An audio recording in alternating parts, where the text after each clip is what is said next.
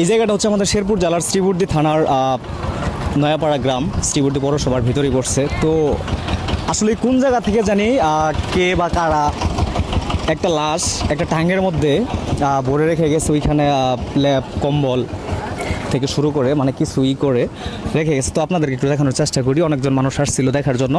তো এখন পর্যন্ত আসলে কোন জায়গার লাশ বা কার লাশ, কোন জেলার মানুষ, তো এটা শনাক্ত করা যায় নাই। তো আমরা একটু দেখানোর চেষ্টা করি।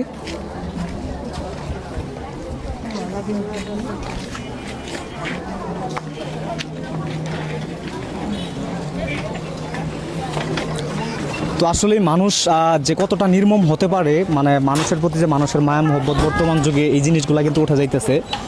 তো আসলে মানুষ কতটা নির্মম হলে এমনভাবে একটা মানুষকে মেরে টাঙের মধ্যে করে রেখে যাইতে পারে। তো এইখানে আমাদের শ্রীবর্দীর প্রশাসনের লোক আছেন, থানা পুলিশ আছেন। তো লাশটি শনাক্ত করা যায় নাই, যার জন্য তারা কোনোভাবে ময়নাতদন্ত বা কোনো কিছু করতে চাচ্ছে না এখনও। তো দেখা যাক কি হয়। তো হঠাৎ করেই আসলে এমন একটা ঘটনা আমাদের চোখে পড়বে বা আমরা দেখব। তো আসলে দুনিয়াটা ঠিকই আছে, কিন্তু মানুষের যে পরিবর্তন, দিন দিন মানুষ কিন্তু ভয়ঙ্কর রূপে ফিরে যাচ্ছে। তো আসলে এটা আমরা এই লাশটা বা এই টাঙ্গের মধ্যে যে ব্যক্তিটা একজন মহিলা মানুষের লাশ, এটা না দেখলে কিন্তু বুঝতে পারতাম না। তো অনেকজন মানুষ আসছে, মিডিয়া